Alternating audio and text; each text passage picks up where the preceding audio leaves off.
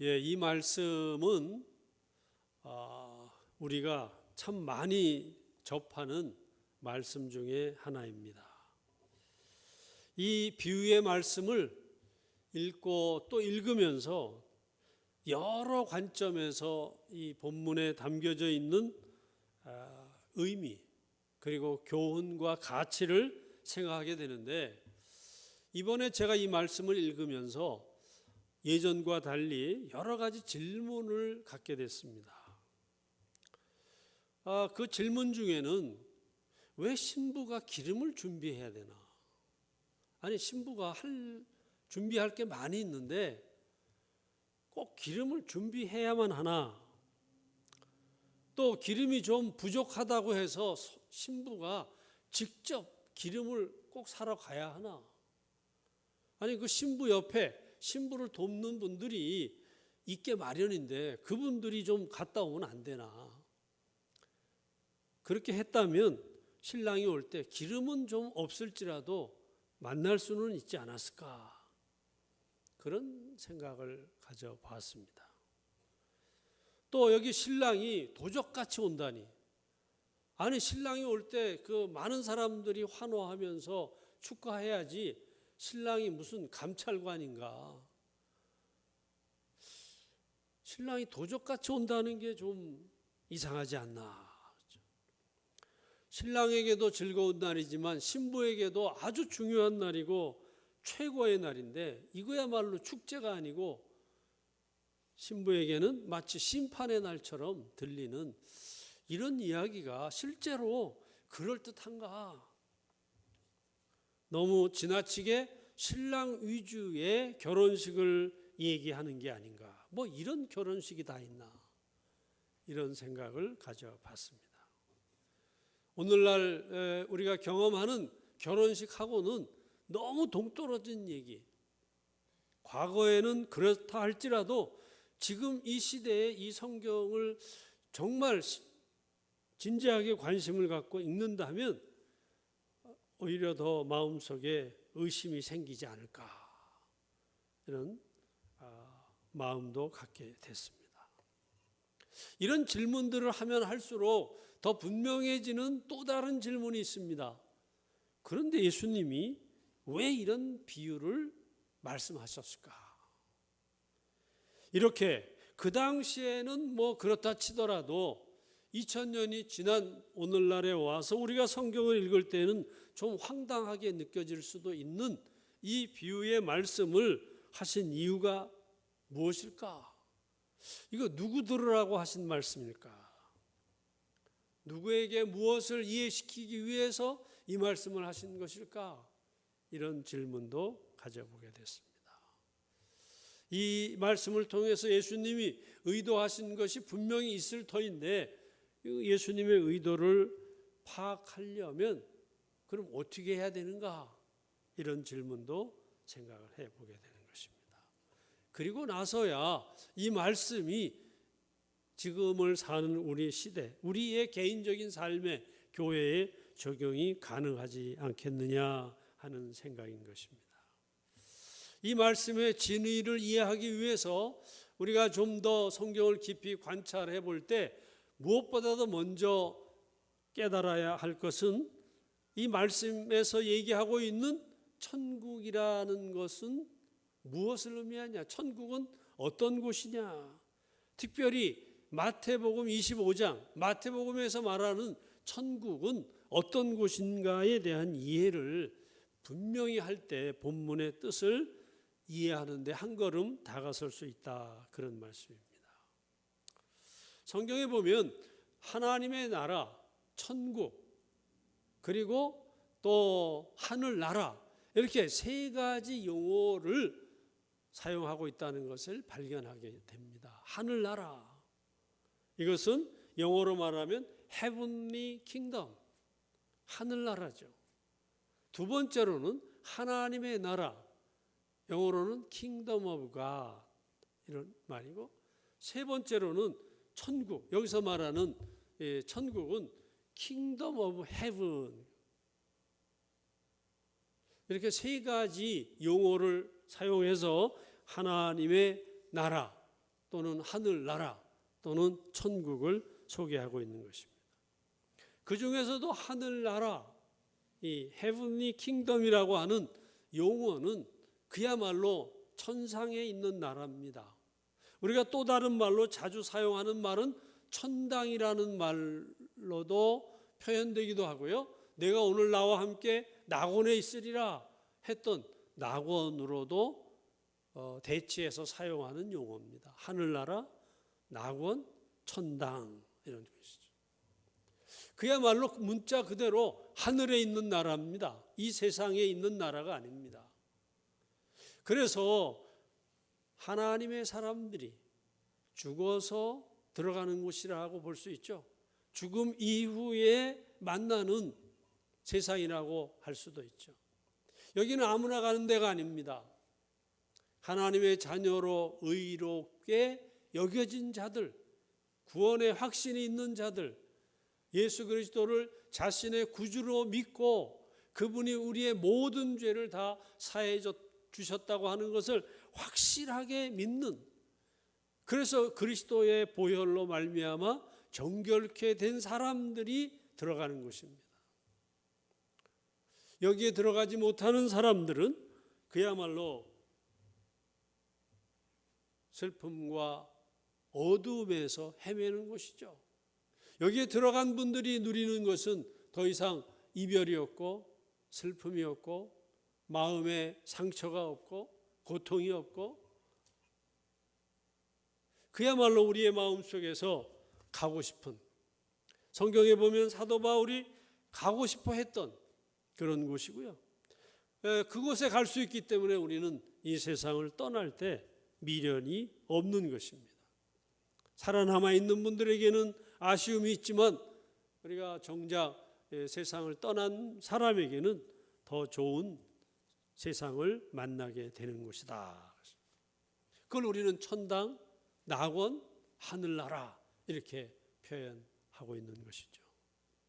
그런가 하면 하나님의 나라, 킹덤 오브 갓은 어떤 나라를 설명하고 있나? 똑같은 하나님의 주권이 역사하지만 우리가 하나님의 나라라고 할 때는 세 가지 요소를 기억하게 됩니다. 하나님의 절대적인 주권과 하나님이 통치하고 계시는 영역, 국가로 말하면 땅이죠. 그런 영역, 그리고 그 속에서 살아가고 있는 백성. 이것은 어떻게 보면 영적인 세계를 말합니다. 하나님의 다스림이 유효한 세상, 그리고 하나님의 일하심이 분명하게 보여지는 세계, 그리고 그 속에서 소속되기도 하고 누리기도 하는 백성들.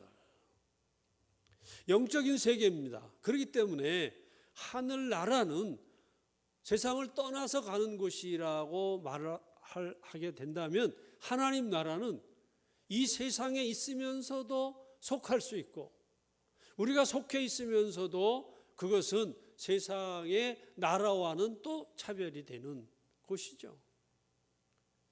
이 나라도 아무나 들어갈 수 있는 곳은 아닙니다. 거듭난 자, 하나님의 의를 덧입은 자, 그래서 하나님을 구주로 믿고 하나님이 우리 인생의 주인인 줄로 알고 인생의 첫째 되는 목적이 하나님을 영화롭게 하고 그를 영원히 기쁘시게 하는 것을 인생의 목적으로 삼은 사람들이 누리는 세계인 것입니다. 반드시 성령으로 거듭나야만 들어갈 수 있는 나라이면서도 이 세상에 있으면서 소속할 수 있는 거죠. 그래서 우리는 미국의 시민이면서 또는 한국의 국민이면서 동시에 하나님의 나라에 속할 수 있습니다. 따라서 우리가 이 땅에 사는 동안 우리에게 직접적으로 영향을 줄 수 있는 것이 이 하나님의 나라다, 킹덤 오브 갓이다, 그렇게 말할 수 있습니다. 반면에 오늘 우리가 읽은 이 마태복음 25장에서 말하는 천국, 즉 킹덤 오브 헤븐이라고 하는 이 용어는 철저하게 이 땅에서 경험하는, 우리가 이 세상에 살아있는 동안에 실제적으로 경험하는 나라다. 그래서 성경에서 보면 내 주 예수 모신 곳이 그 어디나 하늘나라라고 했는데 현재적인 요소를 많이 강조한다. 때로는 우리가 혼동을 합니다. 천국이라는 말이 돌아가셔서 가는 곳인지, 하나님의 영권이 지배하고 있는 세계를 말하는 것인지, 우리가 지금 발을 딛고 있는 이 세상을 말하는 것인지 혼돈을 겪기도 하지만은 분명한 것은 천국은 이 땅에 관련해서 이 땅에서 경험해 볼 수 있는 세계를 우리에게 가르쳐 주는 말씀이다. 이 천국이라는 단어는 마태복음에서만 사용되고 있습니다. 근데 마태복음에서 사용되는 용례를 보면 우리가 소위 말하는 산상수, 팔복을 얘기할 때 심령이 가난한 자는 천국이 저의 것이며, 이런 말씀이 있습니다. 또 온유한 자들에게는 복이 있나니 그들이 이 땅을 기업으로 얻을 것이며, 이 말씀을 보면 마태복음에서 천국에 대한 설명을 할 때 항상 어디와 관련을 지어서 설명하시냐? 이 땅에서 우리가 하나님의 백성으로 누리는 것을 염두에 둔다. 만일 이미 설명한 킹덤 오브 갓, 하나님의 나라나 하늘나라를 의미한다면 거기는 인간이 어떠한 노력과 수고에 의해서 들어가는 나라가 아닙니다. 그런 점에서 보면 마태복음에서 말씀하고 있는 천국은 우리가 이 세상에서 생활하면서 실천해 나가는 어떠한 행위, 우리의 성품, 그리고 덕목과 아주 밀접한 관계를 가지고 있고, 그것이 성도로서, 신자로서 이 세상에서 삶에 실질적으로 영향을 미치는 것이라고 말할 수 있습니다. 이 세 나라는 예수님과 관계가 있습니다. 예수님의 오심으로 이미 완성되어 있고, 다시 오실 예수 그리스도의 재림을 통해서 그 완성이 마무리된다. 그래서 영어로는 already, 이미 하나님의 나라가 이 땅에 시작이 됐고, not yet, 아직 완성되지 않았는데 주의 재림으로 인해서 완성이 된다. 시간적으로 말하면 이미와 아직이라고 하는 그 시간 안에 세 나라가 공존하고 있다. 다른 나라가 아니라 나라의 세 국면이 있다. 그런 말씀인 것이죠. 다시 우리가 정리해 보면 하늘나라는 세상을 떠나서 가는 곳, 하나님의 나라는 이 세상에 있으면서도 소속되는 영적인 하나님의 세계, 천국은 이 땅과 관련이 되어 있다. 그래서 이 천국에서는 수고해야 될 필요가 발생합니다. 그리고 준비해야 될 요소가 있다는 것을 알게 된다. 그 말이에요. 그래서 이 비유가 어떤 점에서는 우리가 생각하는 것, 우리가 경험하는 것과 차이가 있지만 준비한다는 점, 그리고 깨어 있어야 된다는 점은 확실한 의미와 가치를 가진 성경적인 교훈이라고 할 수 있습니다. 그런데 이 말씀을 예수님이 왜 하셨을까요? 누구에게 하셨을까요? 무엇을 위해서 이 말씀을 하신 것인가? 여기 이런 질문을 가져볼 때 1차적으로 예수님이 이 비유를 들어서 말씀하실 때 염두에 두었던 대상들, 1차 독자는 유대인들입니다. 마태복음은 철저히 유대인들을 향해서 주셨던 말씀이기도 한 것이죠. 유대인들은 하나님의 나라가 이루어진다는 것에 대해서 전혀 의심이 없었습니다. 하나님의 나라가 반드시 임한다고 믿었고요. 또 한 가지는 하나님의 나라는 이 지상에서 이루어지는 것으로 믿었습니다. 그래서 그들은 메시아를 학수고대했는데 메시아 그분이 오시면 하나님의 나라가 이루어질 것이고 그분이 와서 이루어지는 하나님의 나라의 주인들은 유대인들이 될 것이다.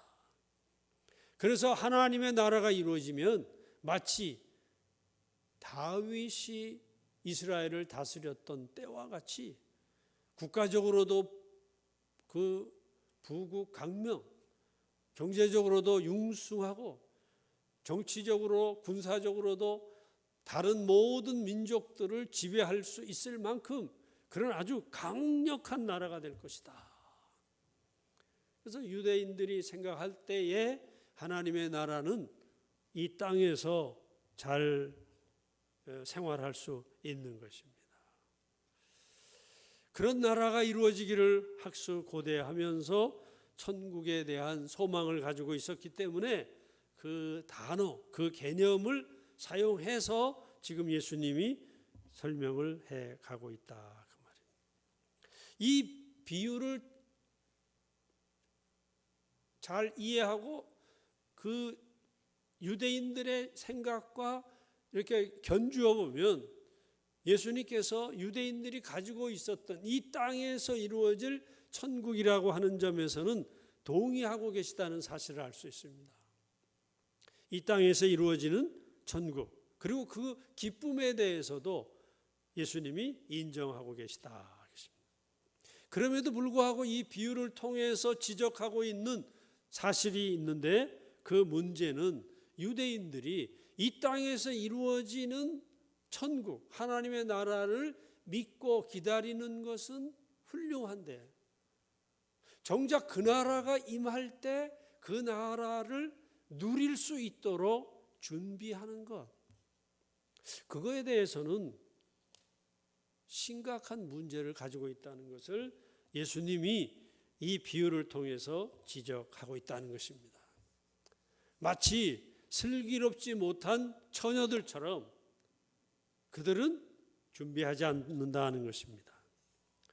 오실 메시아가 유대인들을 위한, 유대인들만을 위한 것이라고 생각하고 메시아가 오시면 당연히 자신들이 특혜를 누릴 것이라는 것에 대한 기대도 있고 메시아가 오시면 만사가 다 해결될 것이라고 하는 믿음에 대해서 전혀 의심하지 않으면서도 그 나라가 왔을 때 참여하고 누리기 위해서 필요한 자세, 준비는 전혀 찾아볼 수가 없다는 것이 이 본문을 통해서 지적하고 있는 것입니다. 또 한 가지 본문이 의미 있게 들려지는 것은 그 하나님의 나라가 유대인들이 그렇게 기다리고 고대했던 하나님의 나라가 이미 와 있다는 것이죠. 본문 말씀을 보면 그 시간에 대해서 좀 우리가 생각이 복잡해질 수도 있습니다. 그러나 이 말씀에서 사용하고 있는 단어를 보면 현재형을 사용하고 있다는 것이 아주 의미가 있는 것이죠. 그래서 현재형을 사용하고 있다는 것은 과거에도 해당되고 현재에도 해당되고 물론 미래에도 해당이 되는 것입니다. 예수님의 이 비유의 말씀은 그 하나님의 나라 천국이 이미 임했다는 것입니다. 그래서 실제로 많은 사람들이 그 천국을 누리고 있다는 것입니다. 이 비유 안에 그런 뜻을 담고 있는 것입니다. 어떤 사람들이 천국을 누리고 있는 상황이었습니까? 우리가 잘 아는 대로 수가성 여인이 천국을 경험하고 있었습니다. 요한복음이나 누가복음에 나오는 이 기록을 살펴보면 이 여인의 삶은 그렇게 사회적으로나 또 개인적으로 경제적으로 넉넉한 삶은 아니었습니다. 그럼에도 불구하고 우물에서 예수님과 만나고 예수님과 대화를 하면서 그의 삶에 놀라운 변화가 일어나지 않습니까? 혈루증을 앓는 여인이 예수님의 옷깃을 만지면서 기적을 체험합니다. 그 여인에게는 이미 천국이 임한 것이죠. 백부장 그 믿음을 보면서 예수님이 감탄하고 격려하고 칭찬을 했습니다. 그 백부장도 천국을 경험하고 있었던 것이죠.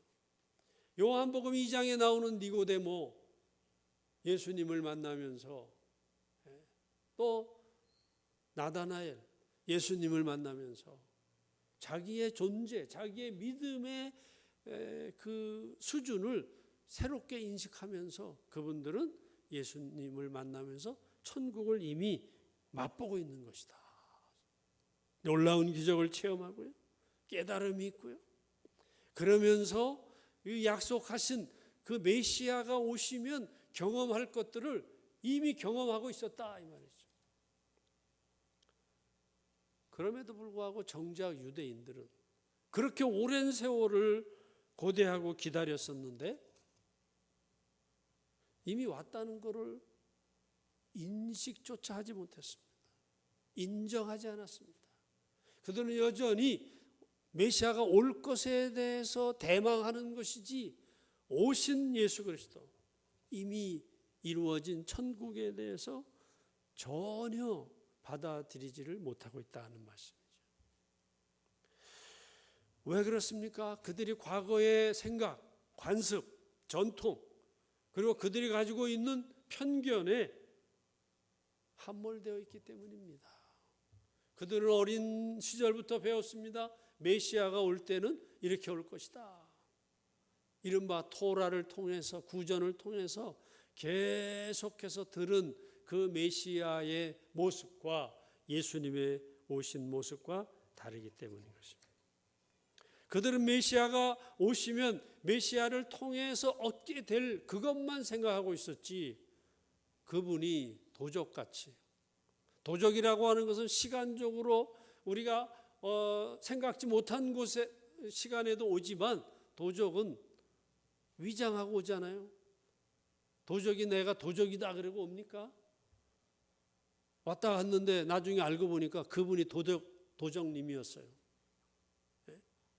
예수님이 그런 모습으로 와 있는데 일부러 속인 건 아니에요. 그러나 자기가 생각했던 유대인들의 그 고정관념하고 안 맞으니까 자세히 들여다보지도 않았다 그 말이에요.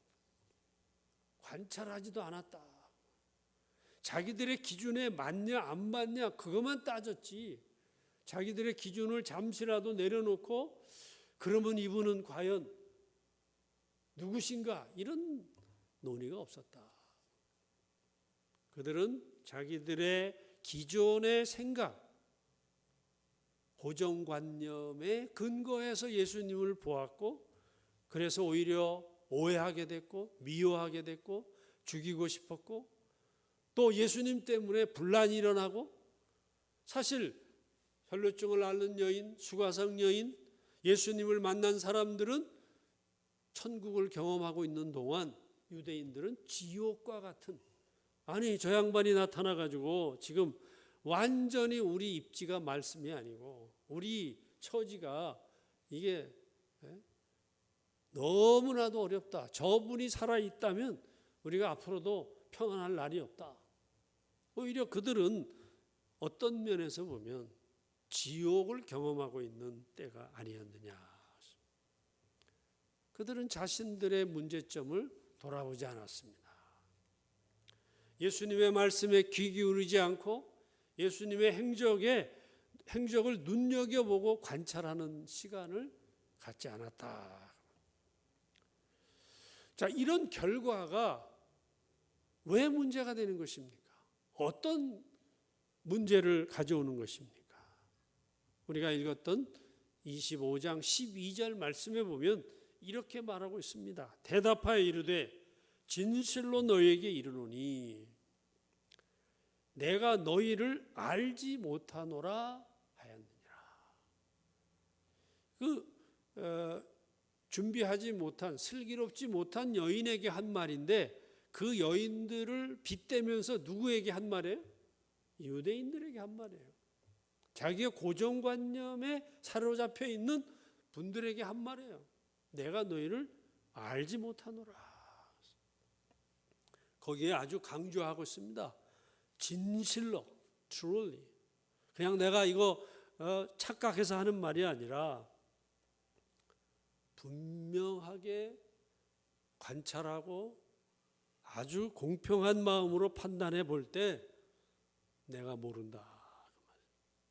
주님이 그들을 모른다고, 여기서 말하는 유태인들, 자기 고정관념에 빠져 있고 그것 때문에 귀를 기울이지 않는 이 사람들을 향해서 모른다고 말씀하신 것, 그게 무슨 의미입니까? 그들의 기대는 실제적이지 않다는 것이죠. 그들이 기대하고 있는 것은 착각이라는 것이죠. 이루어질 수 없는 자기 속에서 만들어낸 그 천국, 그걸 기다리고 있는데 그 천국은 없는 것이다. 결코 그 기대나 믿음은 열매 맺지 못할 것이다.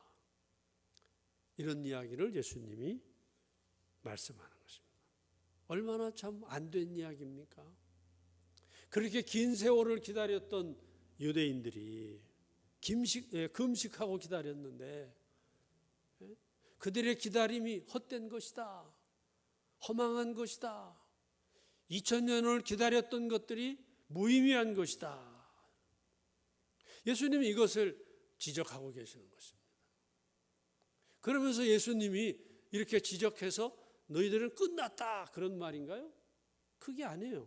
여기 보니까 그래서 너희들은 끝났다 이러면은 이거 참 동량도 안 주면서 쪽박 깨는 소리를 하는 거죠.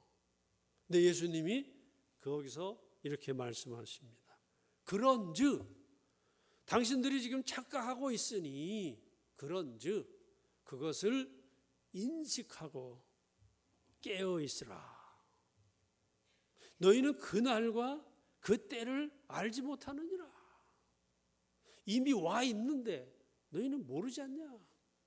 그러니 뭐예요? 깨어 있으라. 이런 말씀. 영어 성경에는 keep watch, 또 다른 말로 말하면 remain awake, 깨어 있는 상태를 유지하라 이런 말씀인 것이죠. 유대인들로 하여금 깨어 일어나서 다시 한번 지금이 어떤 때인지를 점검해보고 자신들이 기다리고 있는 자세도 한번 점검해보고 그리고 제정신이 들면 자세를 바꿔라 그런 이야기죠. 여기 깨어있다는 말이 오늘 우리가 함께 생각해야 될 중심 단어입니다. 키워드입니다. 깨어있어라. 이미 말씀드린 대로 keep watch, remain awake 이런 뜻인데 내용을 제가 살펴보니까 이런 의미를 함께 내포하고 있습니다. 주의를 기울여 들여다보고 관찰하라. 지속적으로 그렇게 한다는 뜻이 이 단어 안에 담겨져 있습니다. 그래서 이 단어를 쓰면 그 행동, 그 행적을 주의하여 본다 이런 뜻이고요. 또 특별히 신앙 안에서 연결시켜 볼 때는 신앙의 어떤 목적을 가지고 지속적으로 관찰하면서 꿰뚫어 보는 그런 과정을 의미하기도 하는 것입니다. 어떤 사람에게 이 말을 적용할 때 누군가를 무엇인가를 주의 깊게 관찰하는 행동이나 사건을 가리켜 보는 말이기도 합니다. 따라서 예수님이 이 단어를 사용해서 꼭 전하고 싶었던 중심 메시지는 기다리고 있다는 것만 생각하고 자부심을 갖지 말고 자기들이 여태까지 취하고 있는 자세에 대해서 다시 한번 주의를 기울이고 관찰해 보라 그런 뜻입니다. 그리고 동시에 주님의 행적을 좀 편견에서 벗어나서 주님의 행적과 행동을 주의 깊게 관찰하라. 지속적으로 관찰하라. 그리고 응시하고 그것을 꿰뚫어 봐라. 이런 말씀인 것입니다. 이런 자세를 가지고 예수님의 행적에 관심을 기울일 때에 그들은 이미 임재해 있는 천국에 대해서 인식하게 될 것이고 그 천국을 누릴 수 있는 기회를 갖게 될 것이다. 그런 말씀인 것이죠. 이 정리해보면 깨어있으라는 말은 현재형 동사를 사용하고 있습니다. 이것은 미래에 이루어질 것을 의미함과 동시에 과거의 유대인들에게 주신 말씀이고 현재를 살아가는 하나님의 사람들에게도 적용이 되는 말씀입니다. 그런 점에서 이것이 우리에게도 적용된다는 점에서 우리에게 주시는 교훈은 무엇입니까? 우리는 유대인은 아니지만 우리들도 이미 믿는 자들로서 예수님의 약속대로 천국이 죽어서 하늘나라에 가는 것도 물론이지만 또 우리가 하나님의 나라에 영적으로 소속되는 것도 기대하지만 이 땅에 사는 동안에도 천국을 누리기를 소망하는 자들입니다. 그 때를, 그 현실을 바라보면서 신앙생활하는 자들입니다. 그런 우리의 모습이 어떤 점에서는 유대인들과 비슷한 점이 있을 수도 있는 것 아닌가. 그것을 한번 돌아보도록 요청하시는 말씀입니다.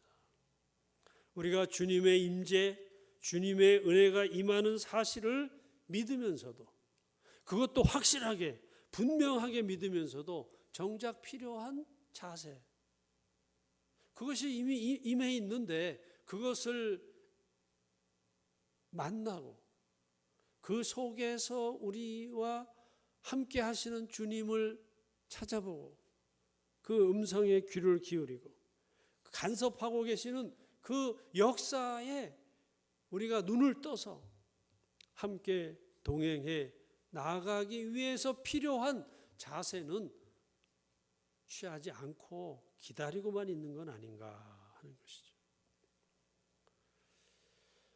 우리가 그것에 대해서 반응할 수 있는 기회를 잃어버리고 우리는 막연히 기대하고 막연히 그렇게 될 것이라고 하는 것에 대해서 생각하고 있는 것이 아닌가. 구체적이지 못하고 그래서 유태인들을 안타까워했던 그 예수님이 오늘 이 시대를 살아가고 있는 우리를 보면서도 같은 안타까움을 갖게 하고 있는 것은 아닌가. 이런 것을 점검해 볼 필요가 있다는 것입니다. 오늘 이 비유의 말씀은 먼 훗날 그 어느 때인가 이루어질 이야기로 우리에게 전달되는 것이 아닙니다. 이 이야기는 누군가 어떤 다른 사람에게 빗대어 말하는 것이 아닙니다. 이 이야기는, 이 비유는 지금이라고 하는 시간에 바로 저에게 그리고 여러분에게 들려주시는 말씀입니다.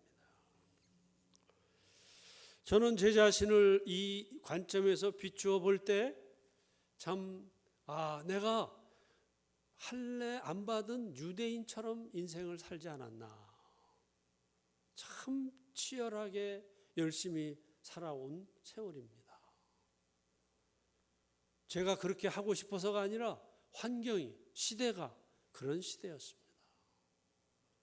저는 초등학교를 59년부터 다녔나요? 1959년부터 제가 초등학교를 다녔는데 6년 학교 다니는 동안 5번 학교를 옮겼습니다. 그 시절에는 희귀한 기록을 가진 학생이죠.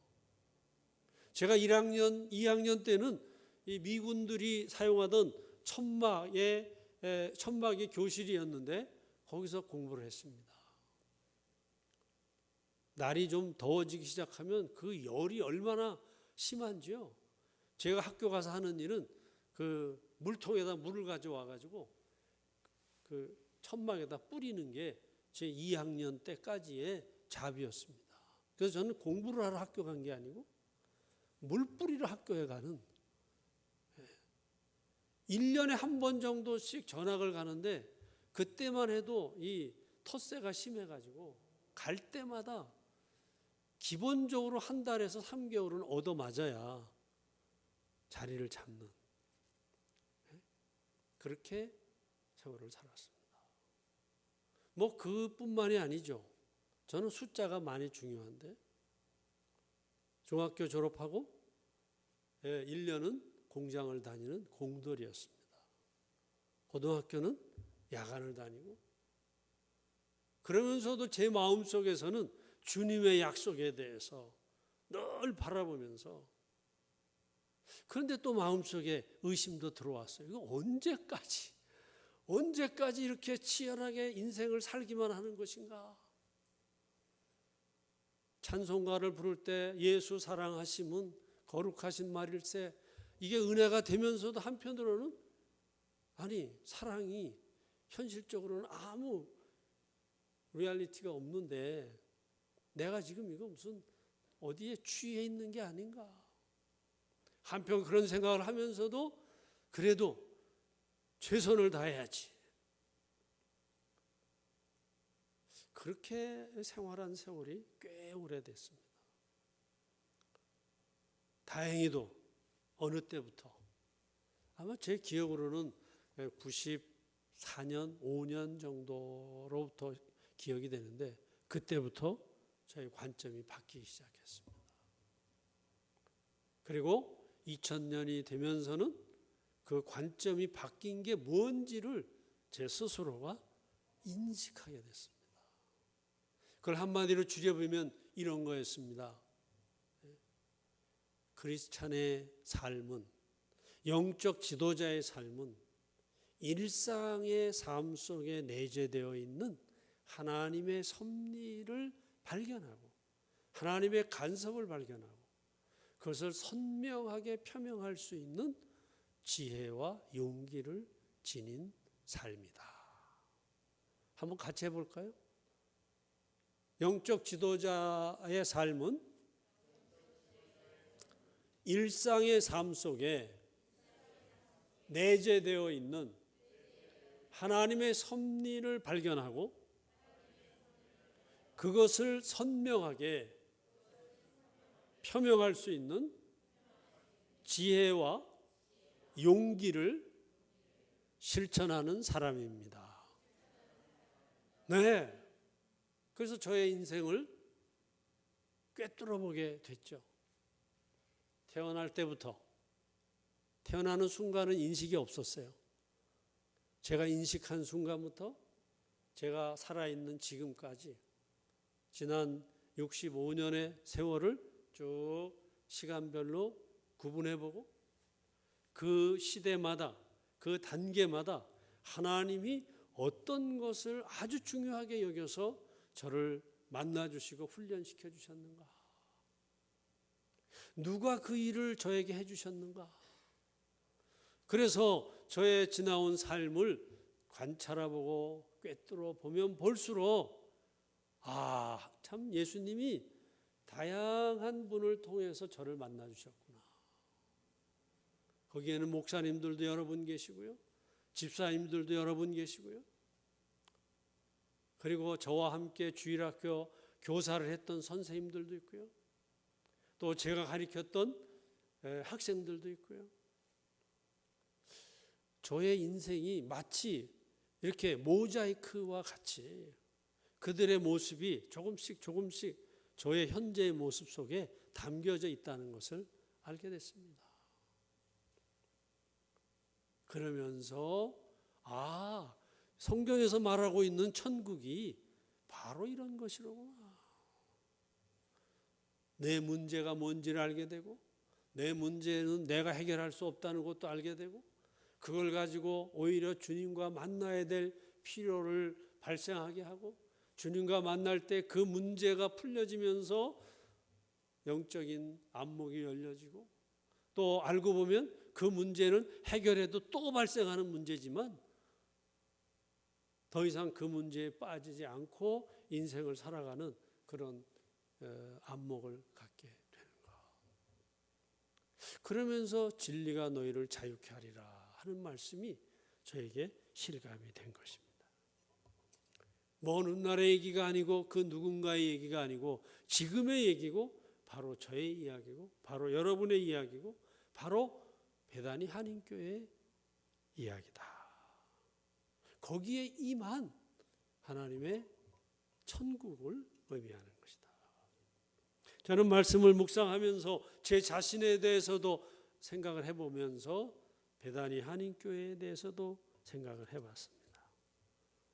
제가 관찰하기에 깨어서 의식을 가지고 인식의 눈을 열어서 관찰해 본 베다니 한인교회, 지난 두어 달간 살펴본 이 교회의 현실은 이미 천국이 실천되고 있는데, 우리 성도들이 이것에 대해서 어느 정도 인식하고 공감하고 누리고 있는가, 이런 생각을 해본 것입니다.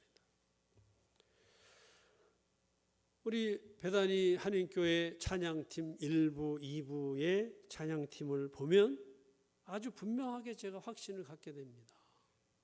아, 하나님이 이렇게 여기에 역사하고 계시는구나.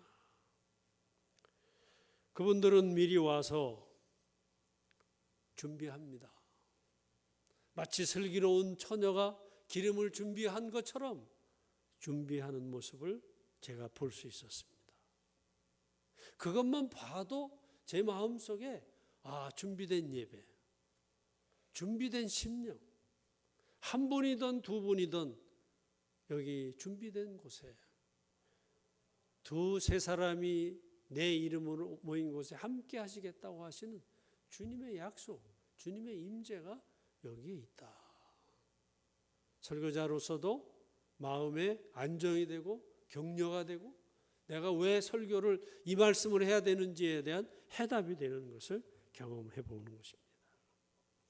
특별히 그분들의 멘트 한마디 한마디를 들어보면 찬양 인도자로 서기 위해서 일주일의 삶을 되돌아보고 점검해보고, 부족한 점에 대해서는 고백하고 인정하고 뉘우치면서 그 자체가 자기에게 은혜라는 사실을 고백하면서 회중 앞에 서는 그것을 제가 보게 됐습니다. 그 자체가 새로운 피조물로 거듭나는 것이고요. 그 자체가 매주 매일마다 새롭게 되어오는 것입니다. 매우 감동적인 것입니다. 이게 찬양팀 뿐이겠습니까? 찬양 인도자들만 그런 것이 아닙니다. 제가 관찰해 보는 바로는 주방에서 봉사하는 분들,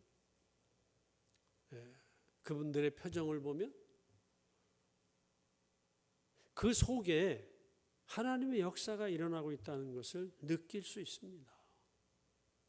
제가 이렇게 이 교회에 와서 스쳐 지나가는 바람 같지만, 이 바람이 어디서 불어서 어디로 가는지 알지 못하듯이 제가 여러분들 불꽃 같은 눈으로 관찰을 하는 것입니다.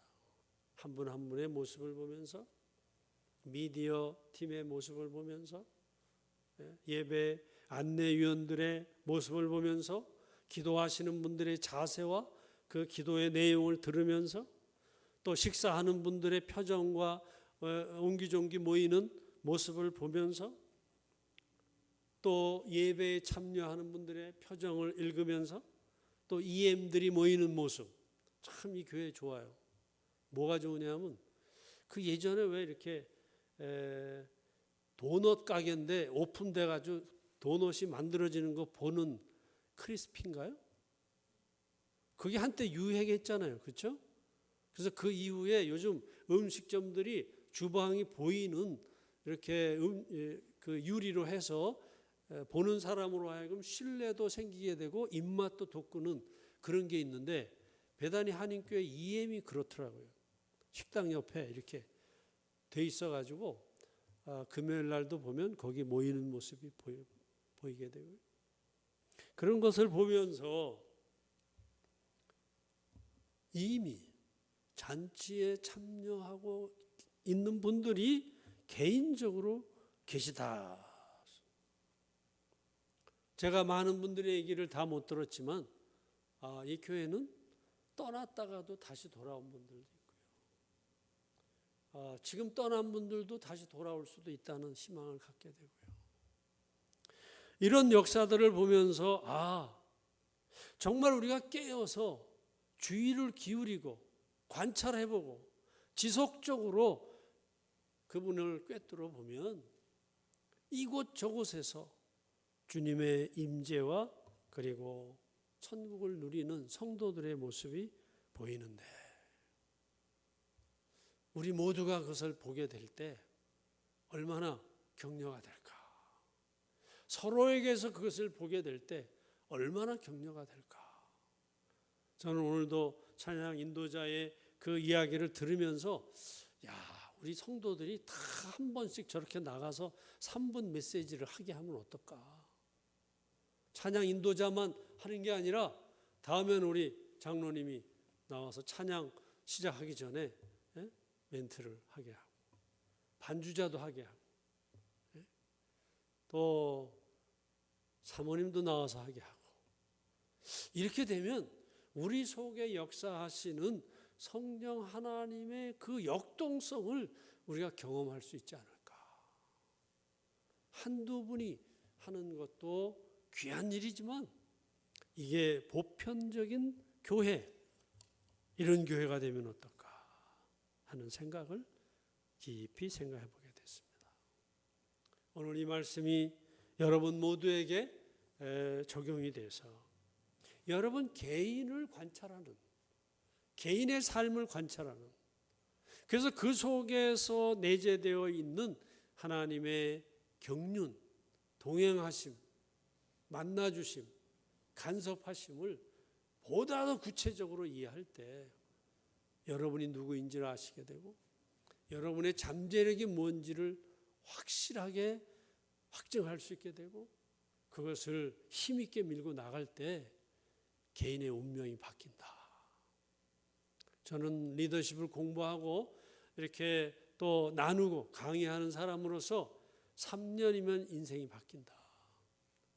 그래서 앞으로 3년 이상 살아갈 확신이 있는 분, 앞으로 3년까지 살지 모를지 안 살지 모르는 분들은 그냥 포기하셔도 되지만 3년 이상 인생을 살 것 같은 불길한 예감이 드는 분들은 이제부터도 인생을, 운명을 바꿀 수 있다. 자기 속에 역사하시는 그 하나님의 눈길, 하나님의 손길을 인식한다면 Why not? 가능하다. 성도 여러분 한 분 한 분뿐 아니라 교회가 이 교회 안에 이미 임재해 계신 그 하나님의 손길, 천국을 맛보면서 신앙생활하는 여러분 모두가 되기를 주님의 이름으로 축원합니다. 기도하시겠습니다.